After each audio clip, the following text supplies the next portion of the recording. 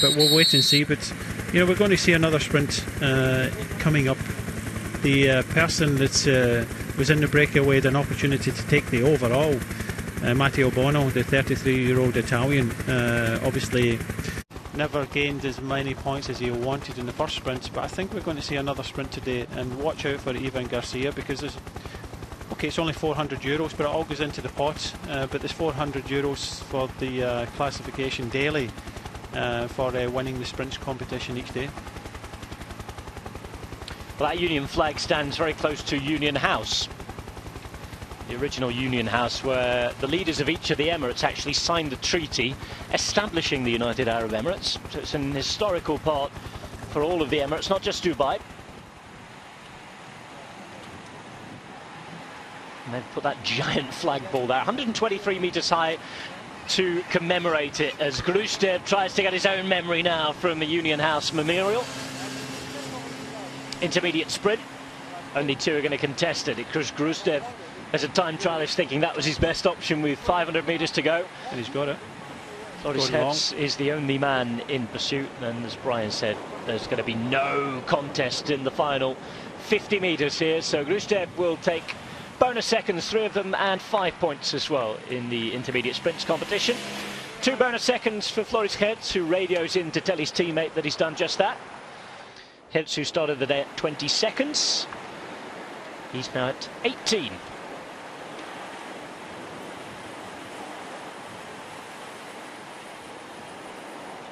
That was how it was run again.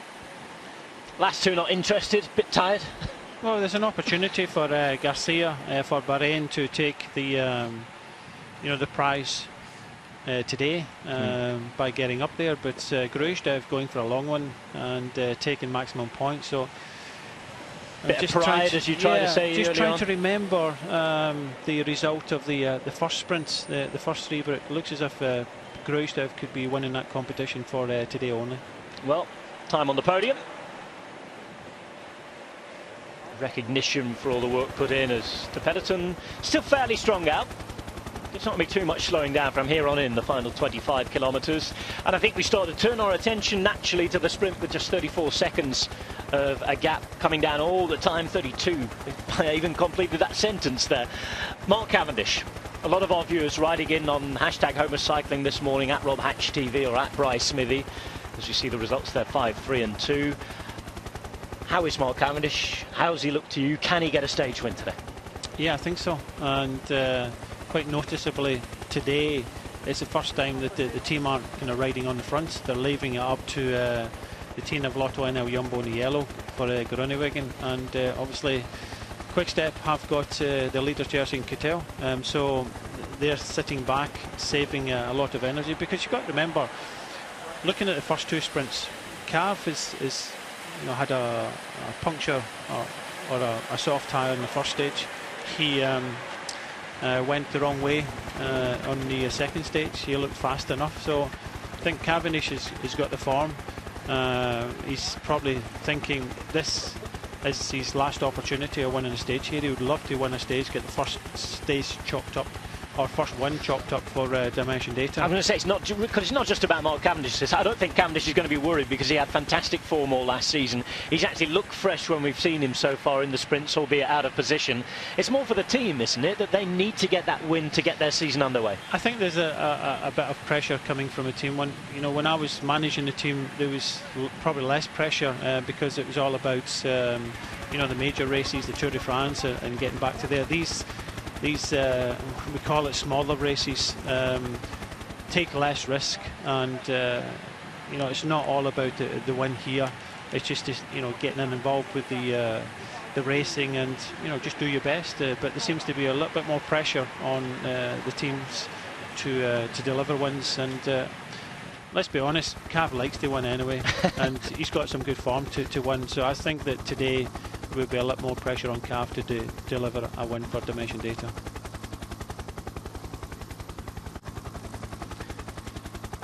Marcel Kittel, the record stage winner of Dubai Tour, in a perfect position to try and make it 3 wins out of 4 stages this year. looks as though he's got the overall just about sewn up, unless Dylan Groenewegen can cause an upset. Remember, mathematically, the equation is that if this finishes as a bunch sprint, as we all expect, Kittel has an 8-second lead over Dylan Groenewegen. So when we add up all the bonus seconds, for Groenewegen to win this race overall and take the blue jersey off of Marcel Kittel, he would have to win the stage and hope that Kittel finished out of the top 3. Then, how likely do you think that would be? It's possible. I think on sprinting, you think if all goes right, I don't think it's possible, but anything can happen in sprinting. As you said before, a crash or a puncture, then there's possibilities there, but you only have to think of Lotto NL Jumbo, like you say, Rob, have to win. So that's what they're concentrating on. Degenkolb for Trek Segafredo. They've got Bernard riding at the frontier. Have to win, right? The rest is up to what happens behind. So Degenkolb has to win if he wants an opportunity to win the race overall. Groenewegen has to win.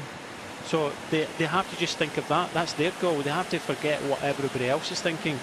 So for Quick-Step, Kittel, for both of them, Degenkolb and Groenewegen, Kittel has to finish outside the top 3. But especially for Degenkolb, Kittel has to finish way out the points as well, because there's 9 points of a difference. And if Degenkolb wins the stage and Kittel doesn't get in the top 3, then they're equal in time, but it'll come down to the points classification. So unless Kittel has an absolute disaster in the last 3 kilometres, then I can't see him being beaten. And when you're fighting for not just the stage, but fighting for the overall, and this is why Team Dimension Data and Roger Hammond has probably said, look, let them fight it out, let them do the riding. It's not up to us.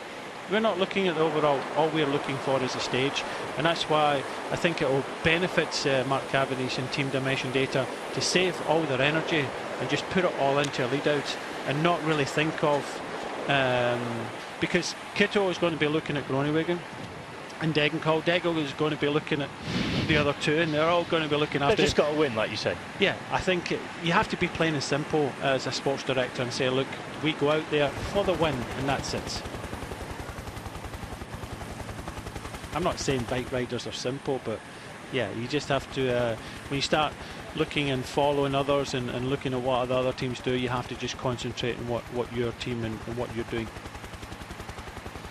Etihad Museum. I'm not right in thinking that Etihad means United, because there was all those jokes around when Etihad became the sponsors. I'm talking about the airline now, of Manchester City, and Etihad meant United. And I think Manchester United fans thought that was rather ironic and funny. And Etihad Museum itself talks about the united nature of the UAE, so it'd be an educated guess, I think, to think that those jokes were well founded. Opened just last January, did the Etihad Museum anyway. Just last month. 25,000 square metres of a landmark. And again, very close to that place where the United Arab Emirates was founded in 1971.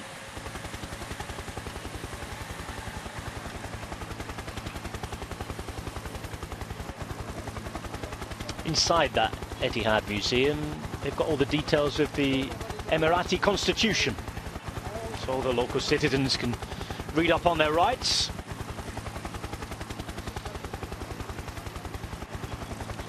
We saw the saltwater Dubai Creek a minute ago. This is the artificial canal, the Dubai Canal, 3.2 kilometres long. Another new landmark for us to take in this year. Only opened in November last year.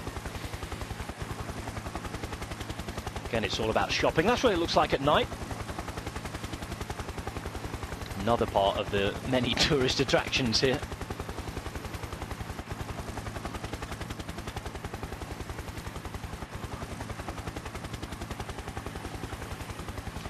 "12 kilometres worth of cycle paths along the side of it as well."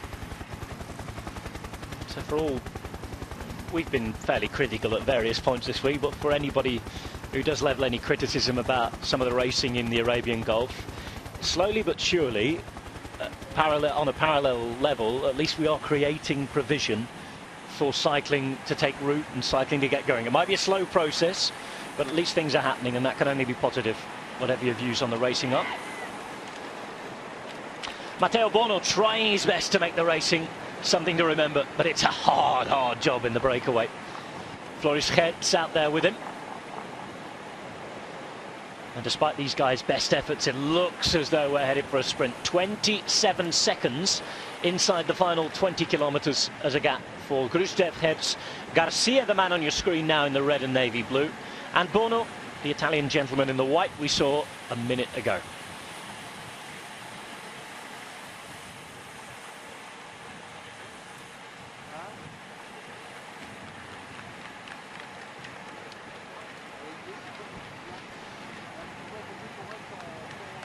Less than 30 seconds with less than 20 kilometres to go. The break stays, you would say, are numbered.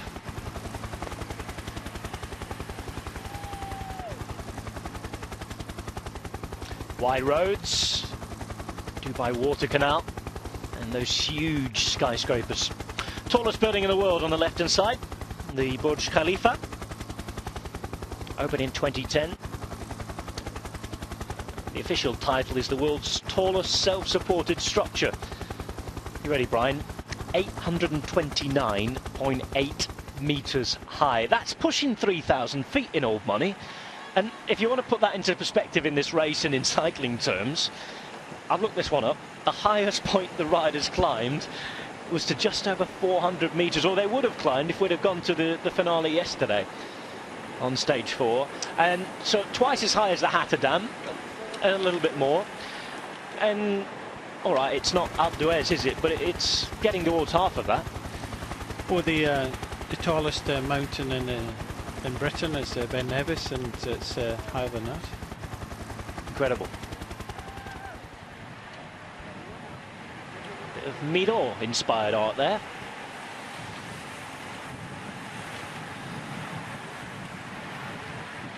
$18Ks remain. So who's going to win this one? Let's hear from you. Hashtag Home of Cycling. At Cycling Mole has got the ball rolling. He thinks that Lotto Jumbo have yet to get their train working perfectly. And Groenewegen still has 2 second places. Watch out for him today, he says. And it's worth remembering that Groenewegen is very much a developing talent as well, isn't he? He's only 23. Yes, and looking at the Lotto NL Jumbo train, you know, they've made some changes. They've brought in Labato, and you know, this is you know, good training for them.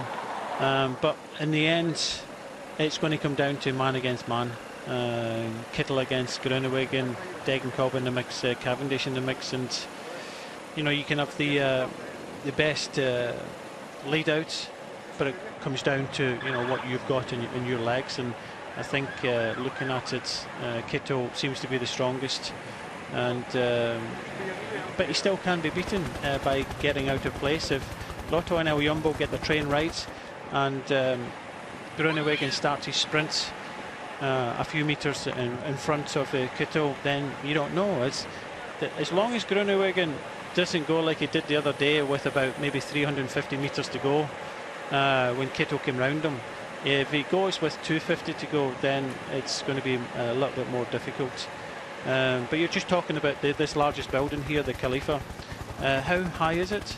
829.8 metres. Yeah, just to give you 829 metres, just the highest place in Britain is actually Ben Nevis, which is 1,345. So it's getting there, isn't it? Yeah, it's giving you some sort of elevation. But just going back to the sprint with Lotto NL Jumbo, getting the sprint team together. But if young Groenewegen can wait a little bit, and he gets the opportunity to wait, because you've got to remember in this run-in, the last corner is at 350 metres to go, and then it's pretty much straight. So if they're around that corner first, and he opens up his sprint with 250 to go, then he's got an opportunity of beating Kittel. If he opens up his sprints round that last corner, then unfortunately Kittel, like the second stage, is strong enough to come round. Under construction. Must be the most prevalent sign I think you see in UAE. 16 kilometres to go, 24 seconds. We've had plenty of shouts out for possible winners already. Gary Hill says, I reckon Cav. Alfie Crockett thinks it's Cavendish as well. Pablo Otero thinks Degenkolb. At Nugget 48, cab for the stage.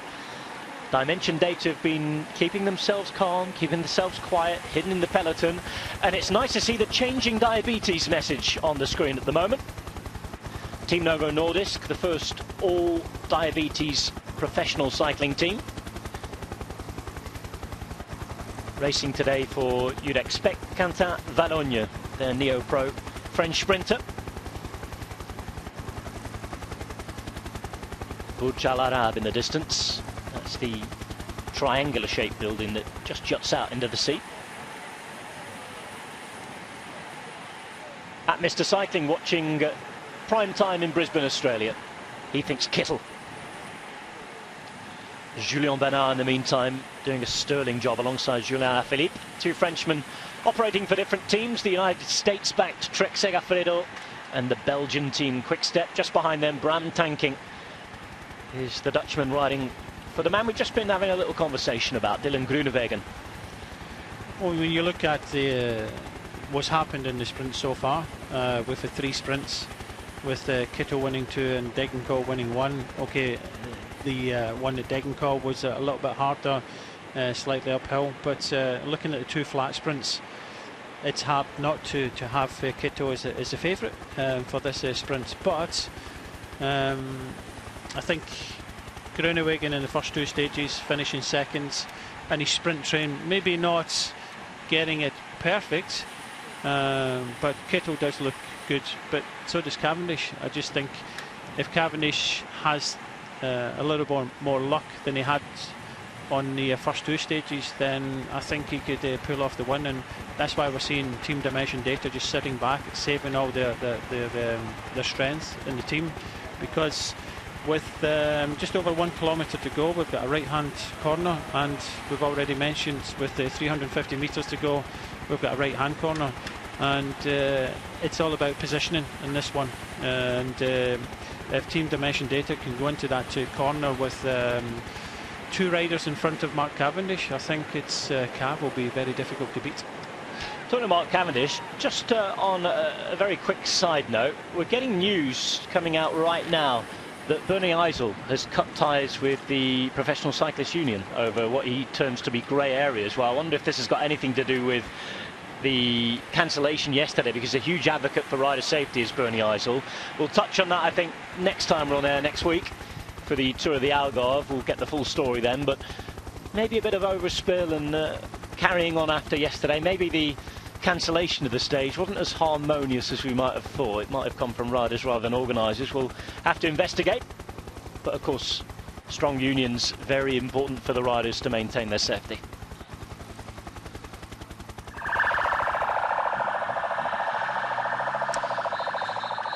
Nearly done for the break.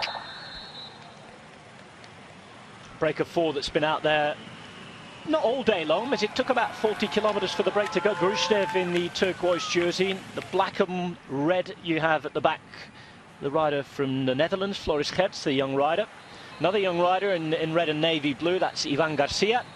And in the black and white for UAE Abu Dhabi, the Italian rider, Matteo Bono. 18 seconds ahead of the peloton, led by the blue-clad Quick-Step and the red and black-dressed Trek Segafredo.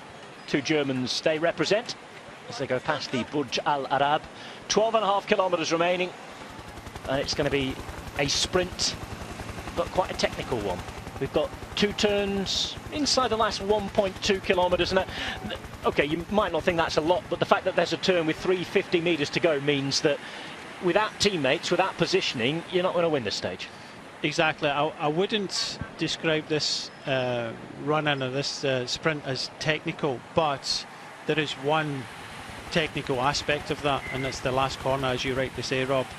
It's not, you know, kind of twists and turns, narrow or anything like that. It's big wide roads.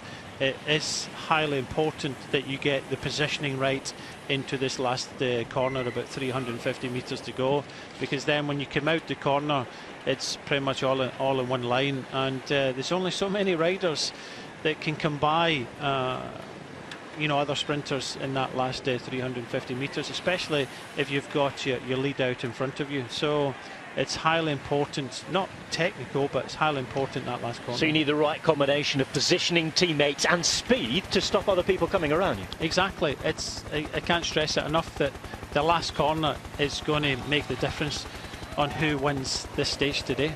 Well, we hadn't seen them all day. Here they are. Dimension Data, Mark Cavendish's team on the left-hand side, moving up. Another team we haven't really talked about today. Do you rate Elia Viviani's chances? I was looking at that before we came on air, that he's been very, very quiet, which means to me, I think, you know, going over to Argentina, the travel, I think he's probably, you know, suffering a little bit, having a bit of a chance yesterday to, you know, maybe catch up in some sleep and, you know, relax a little bit. You know, he's one of these riders, you never forget Viviani. You always respect him because he can do nothing all week and then come up with a big win. Just a quick update on that point about the Riders' Union yesterday. Stephen Fry on Twitter, who's connected as a representative for quite a few of the riders, said that there was actually no CPA representative at the Dubai Tour yesterday. Riders had to take it upon themselves to make their own case. Again, that's one I think we'll examine, and you know, this has been a hot topic in the last couple of years. We'll see it plenty written, I think, after the fallout of that over the next few days. Approaching the final 10 kilometres then. Two trains of riders, one led by Dimension Data here on the right-hand side.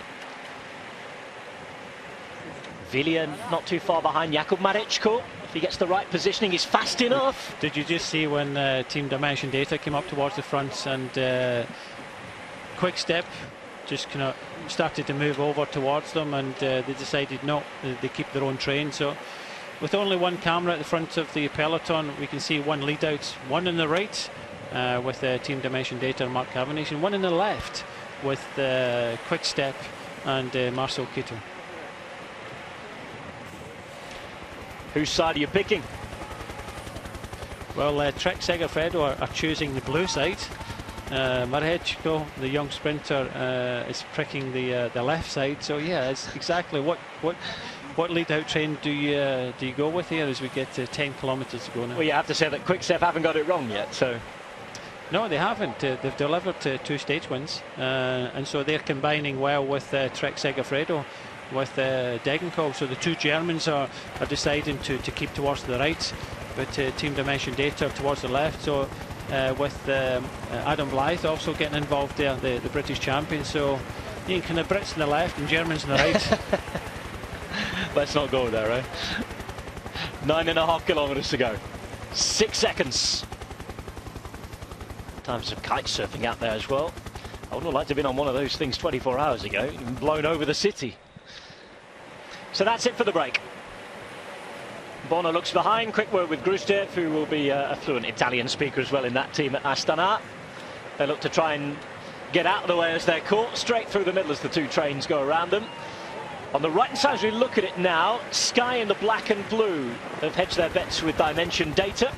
They're in the black and white. On the right-hand side, Bahrain Merida looking to try and do something for Sonny Colbrelli, and as a Bahraini-based team, of course, races in the Arabian Gulf, so important for them. Can their Italian sprinter surprise the big boys? He was up there the other day, 3rd position, and he's up there in the top 10 at the minute. Bahrain in those red and navy blue jerseys. 8.8 Ks to go.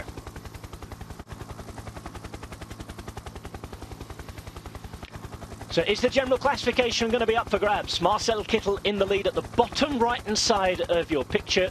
Blue jersey, blue shorts. The only man who can mathematically take it off him unless there's an accident is Dylan Groenewegen, a man wearing a white jersey for the best young rider racing, representing, of course, Lotto NL Jumbo.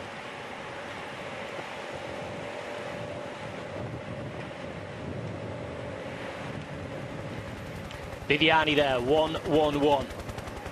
Surrounded by his Sky Riders. Adam Blythe in the white on the left-hand side, and there's Kittel on the right. Just moving to the top of the screen now. Number 1 on his back. The only way you can differentiate him, really, as well as his huge size, from the rest of his teammates, is the fact he doesn't have the white trim on the sleeves. Of course, we're still all getting used to the shiny new kits at this time of the year, aren't we?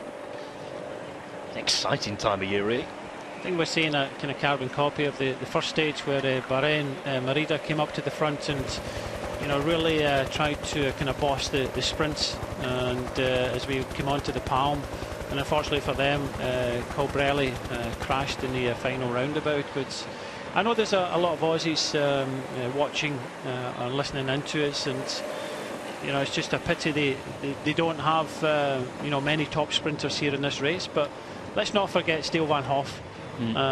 He's very capable in a kind of shorter stage like this, and especially with a last corner with 350 metres to go, that Steele Van Hoff can sprint well, and expected to feature in today's sprint. Mark Cavendish backed up by the men on the bottom part of your screen. Nick Doodle, Eisel, Gibbons, Van Rensburg, Renshaw, Thompson as well. Reinhard Janssen van Rensburg did the sprinting the other day. Today, it has to be Mark Cavendish. Is Renshaw going to put him in the right place at the end? Of course, it's a job they did so well at the Tour de France last year. Mark Cavendish surprising just about everybody but those closest to him.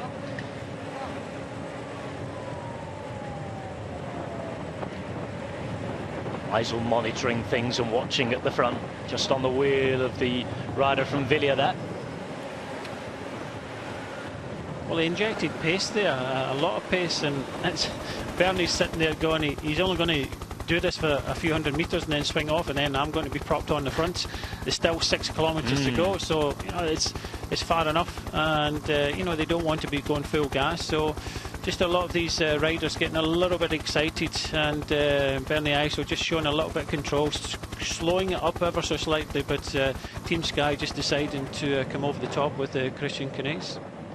Get Gibbons on the front as well for Dimension Data. This is the former German champion Christian Knees. Just on the right hand side of the picture, blue helmet, riding for Sky.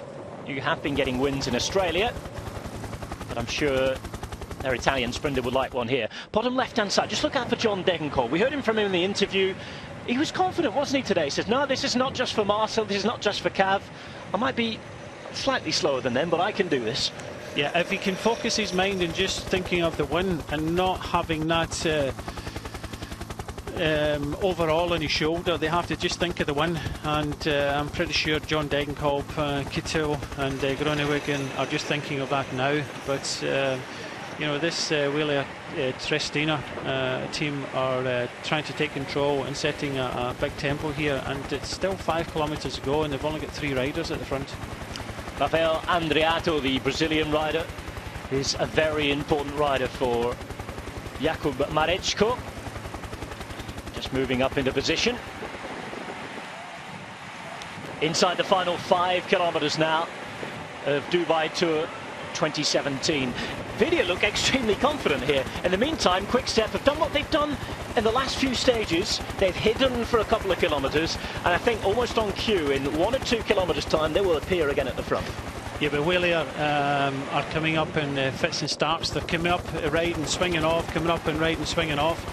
At this moment in time, I'm not too sure that the blue train of Kittel is organised. We just noticed on the left-hand side that the team of Lotto NL Jumbo starting to come up towards the front. But what they've done so far is Alaphilippe and Jungels are up towards the front, and then they come up late, so they leave 2 riders to keep the tempo, and then the others come up very late. So with 4 kilometres to go, going over this slight to fly over, and Lotto NL Jumbo have decided to go to the left. Ethics have followed them, but still on the right hand side you've got the team of Mark Cavendish and Sky with Viviani. Mark Cavendish, a sporting icon, the team's biggest ever signing. He arrived at the start of 2016 with an exceptional palmarès, which he managed to add to spectacularly in his new Dimension Data jersey in the course of last season.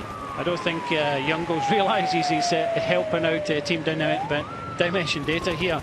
Just as we say that, the team of Lotto NL Jumbo and Quick-Step move over towards the right hand side. So Groenewegen appears on the left hand side in the white jersey, through the middle in the blue. It is Marcel Kittel on the right hand side, Mark Cavendish. The 3 main trains are set, with John Degenkolb in the red points jersey hovering and ready behind. 3.2 kilometres to go.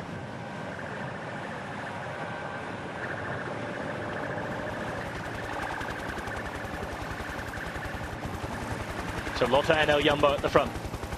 Is this the day for Dylan Groenewegen? Is this the day he steps up and beats Marcel Kittel and Mark Cavendish in one go? Yeah, Martin Winans giving a big turn. Julian Vermont just behind Youngos, who's ridden tremendously this year. So a lot of teams trying to fight now. When you get inside the last 3 kilometres, it's very difficult to move up as UAE on the left-hand side. But a gap opens in the middle, and a team of Quick Step go through it and bring Kittel towards the front. Yeah, UAE Abu Dhabi, don't forget about them, because they have Sacha Modolo as well here, another Italian sprinter. And that's it now. We're what, 4, 5 stages into this race. Okay, we've ridden 3 before today, but the legs of those who maybe were riding their first and second days at the start of the week will start to be feeling a little bit more like race legs. We could see people not involved in days 1 and 2 a little further up. Quick Step in the blue through the centre. Marcel Kittel, first and foremost, will want to win the stage. And if he does that, he automatically holds on and defends his crown as the overall general classification winner. He's just been boxed out there by Carlos Barbero of Movistar. You just see Trentin was fighting a little bit with the train of Dimension Data.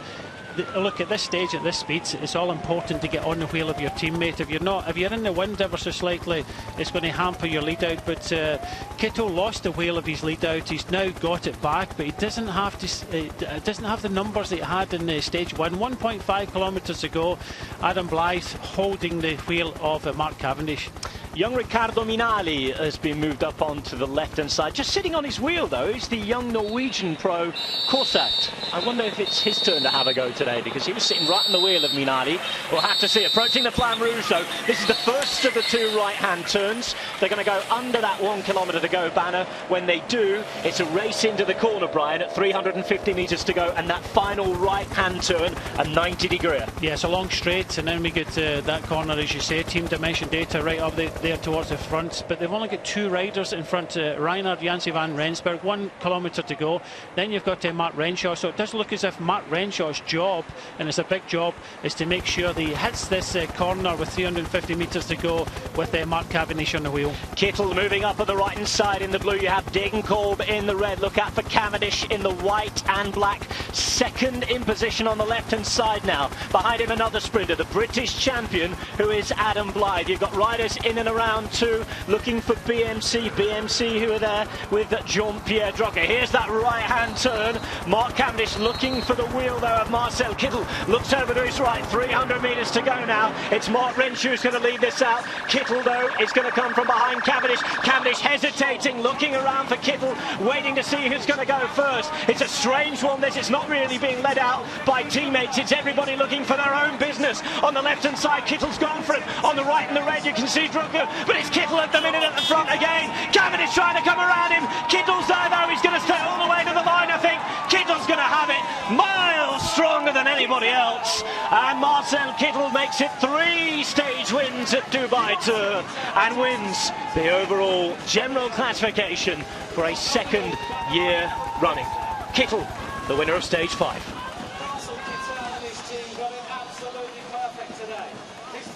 Well, Marcel Kittel, Mark Cavendish and the rest, they sort of lost their way after they went round that final corner on the right-hand side.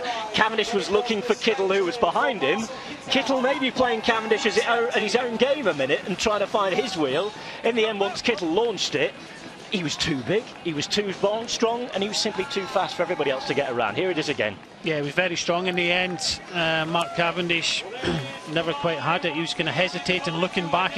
Mark was in the right position there, but he got it wrong in the sprint. I think hesitating, trying to get on Kittel's wheel. Very difficult to come round Kittel. And by this stage, Mark is sitting up. Viviani, as we said, never write him off coming up. Minali up there, also in 3rd place. And looks as if John Degenkolb also in the mix, I think, in 5th place. Modolo up there towards the front. Adam Blythe maybe in the top 10. But I think Mark is a bit unhappy. Something happened there in that sprint, but he can't take it away from Kittel. He won the first 2 stages. He's the strongest, probably the fastest. And I thought hesitating before that last right-hand corner, I thought might have been a mistake, but in the end it worked out for him, and he gets his 3rd stage win, and he's 8th overall in the history of the Dubai Tour. Record stage winner, 8 stages. 3 of the 4 we've raced on the road this week have gone to this man, Marcel Kittel. He's the deserved winner overall. Hey, Max. And it's the first ever podium place for Riccardo Minali, who finishes 3rd, the young sprinter from Astana.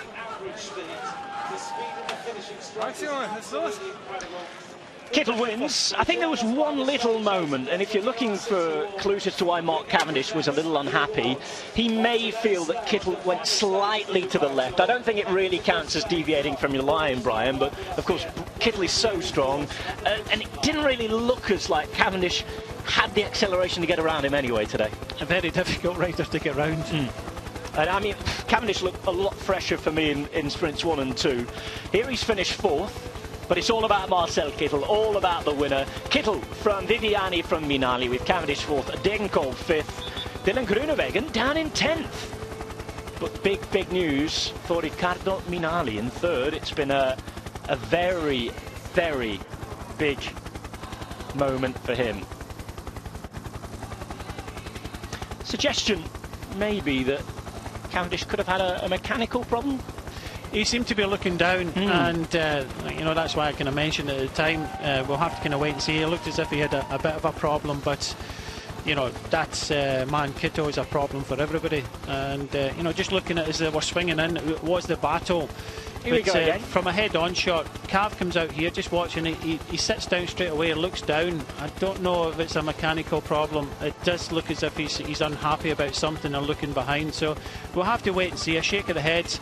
But just when we thought it was going to be a tight one between Cavendish and Kittel, Viviani pops up, gets second. Minali, a very good 3rd there. So we'll wait and see what comes of this. But this man gets his 3rd stage win and he's 8th in the history of the event. Kittel imperious. Cavendish, yes, looking down at his chain. There's little doubt that there's some sort of issue there. The way he abruptly stopped, I originally thought it might have been because Kittel maybe deviated to his left a little, not enough for any sort of foul play, but certainly the way that Cavendish looked down straight away before the live image we saw, which was him shaking his head, there was something not right there. But take nothing away from Marcel Kittel, who was extremely special yet again, and is deserved winner. Marcel, 2nd Dubai Tour in a row, 75 victories now in career. This season couldn't start any better. Yeah, I'm super proud. When I came to Dubai, I thought, okay, it's a nice race. I just want to see how good I am. It was a goal for me. But yeah, I'm very happy that it went so well. The team did a really good job every day. And yeah, it's a very nice way to start into the season. Can you explain how it worked out at the end? Yeah, today was a fast day. It was a short stage after a rest day yesterday because of the cancellation of the stage. And we tried to control the race from the beginning on, and actually that went very well. The group was not too big. We could control them and take them back in the final, and the final was, yeah, it didn't went to plan, according to the plan, because the chain of Fabio Sabatini fell off, my last lead-out man, and that's something that can happen. So I had to go a little bit by myself, but in the end I was well in position and could go for the victory. Well, no, not only chain problems for Mark Cavendish there, but for Fabio Sabatini as well. Hence the reason that we might have seen Cavendish a little surprised as to where Marcel Kittel was as they came into the final couple of 100 metres. Plenty of little peculiarities in that sprint, but the same result that we saw at the start of the week, and the same result, well, that proves Marcel Kittel is the top early season sprinter, just as he was last year. But of course, his opponents, I'm sure, will say that July matters a heck of a lot more. So tops off from Marcel Kittel.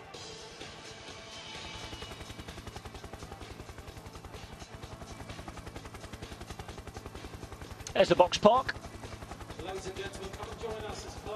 Brand new destination down for all the eating and dining and anything else you want to do in the evening.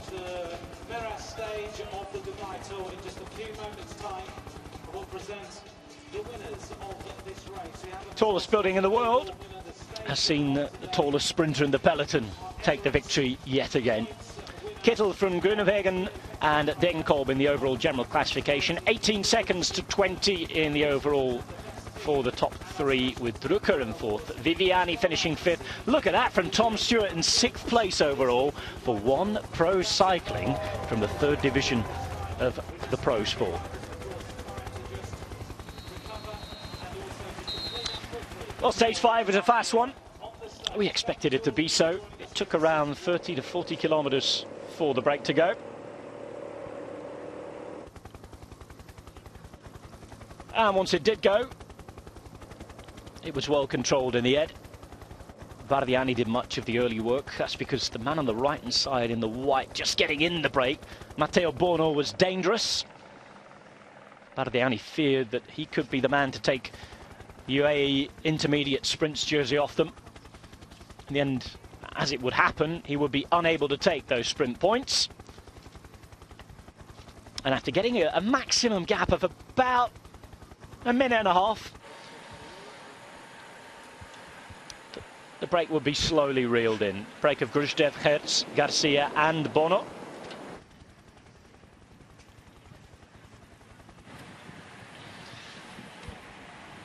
Bono, though, as you can see, not taking the maximum sprint points as was required if he was to do anything towards the end of the day in that respect. The jersey staying firmly on the back of Bardiani's Nicola Bohem. It was a big day for Ivan Garcia, his first breakaway as a professional cyclist at the top level. As we said, the peloton having things very, very much controlled. Second and final intermediate sprint was won by Gruzdev.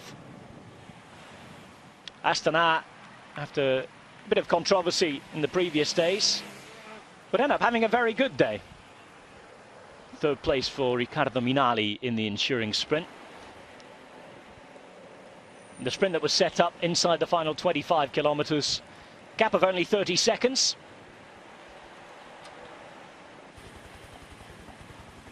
We're treated to a view of the new museums. And a brand new finish. Not at Burj Khalifa, but just down the road in the background. 10 kilometers to go. It was fast, it was very furious, and the battle for position was on. Dimension data in the black and white on the right hand side. Sky were up there, Bahrain were there too. When it came to the final sprint, Kittel a little out of position as he'd lost his lead-out man. Cavendish wondering where he was. Blythe trying to lead things out as well, as was Jean-Pierre Drucker. Degenkolb fighting just to stay in touch. And look at Riccardo Minali in the turquoise on the left-hand side come around. Kittel through the middle, a little movement to the left there in front of Cavendish, who was already lamenting problems with his chain.